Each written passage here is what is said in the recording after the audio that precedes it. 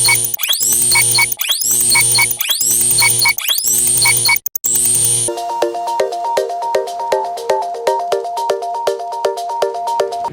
pagi anak-anak.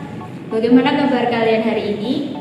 Semoga kalian tetap selalu sehat dan bahagia. Nah, pada hari ini kita akan lanjutkan materi tentang teks prosedur.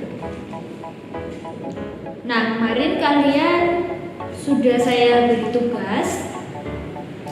Kalian melihat tayangan di YouTube, kemudian kalian menuliskan informasi penting yang ada di dalam teks prosedur.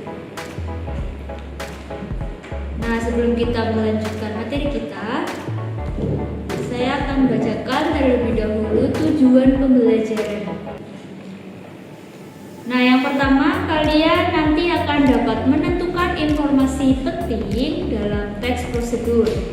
Yang kedua, kalian dapat menyimpulkan teks prosedur. Yang ketiga, kalian dapat menjelaskan struktur teks prosedur. Dan yang terakhir, kalian dapat menganalisis kebahasaan di dalam teks prosedur. Nah, materi kita yang pertama tentang informasi penting dalam teks prosedur. Informasi penting di dalam teks prosedur terdapat dalam ide pokok di dalam setiap paragraf. Nah, bagaimana cara kita menemukan informasi penting itu? Yang pertama, kalian harus membaca keseluruhan teks prosedur tersebut. Yang kedua, memahami isinya. Dan yang ketiga, menemukan ide pokok dalam setiap paragraf. Yang selanjutnya, kita ke materi mengenai simpulan isi teks prosedur. Dalam menyimpulkan isi teks prosedur, berarti kita harus menemukan pokok isi di dalam teks itu. Yang selanjutnya, ada struktur dan kebahasaan di dalam teks prosedur. Struktur dalam kebahasaan teks prosedur ada 4. Yang pertama, tujuan atau goal. Yang kedua, bahan-bahan atau perlengkapan, biasa dikenal dengan material kalau di dalam bahasa Inggrisnya. Yang ketiga ada langkah-langkah atau step, dan yang keempat penutup. Nah, apa sih itu tujuannya? Apa sih pengertian tujuan? Tujuan dalam bagian teks prosedur berisi tujuan di dalam kegiatan tersebut. Nah, bagian ini sering dikemas dalam bentuk kalimat pengantar yang ditempatkan pada bagian awal dari teks prosedur. Jadi biasanya tujuan di dalam teks prosedur itu berada di awal. Nah, yang kedua, bahan-bahan atau perlengkapan.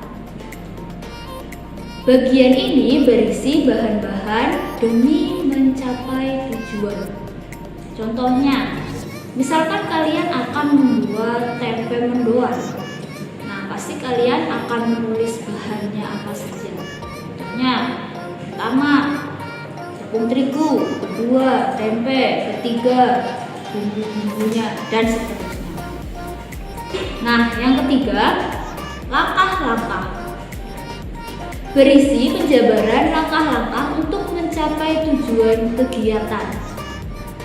Nah, ini menyambung cara membuat mendoan tadi ya. Tadi saya sudah memberikan contoh ketika kita akan membuat mendoan. Tadi kalian sudah menuliskan bahannya, misalnya ada terigu, ada tempe, dan ada bumbu-bumbu lainnya. Nah, langkah-langkah ini berarti Berarti yang pertama, kalian harus mencampurkan tepung terigu, bumbu-bumbu, dan menambahkan air di dalam baskom. Kemudian diaduk sampai rata. Nah, setelah itu baru masukkan tempe ke dalam adonan tersebut, lalu gorenglah di dalam minyak panas. Nah, itu contoh langkah-langkah ya.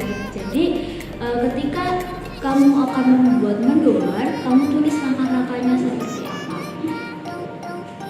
Nah, yang terakhir, penutup. Penutup berisi kesimpulan, penekanan isi atau ucapan selamat kepada pembaca. Penutup dalam teks prosedur itu bersifat opsional. Jadi boleh ada, boleh tidak. Yang selanjutnya ada kebahasaan teks prosedur. Kebahasaan di dalam teks prosedur ini ada 5. Yang pertama, menggunakan penomoran yang menunjukkan urutan atau tahapan. Contohnya, nomor 1, masukkan adonan ke dalam mangkok.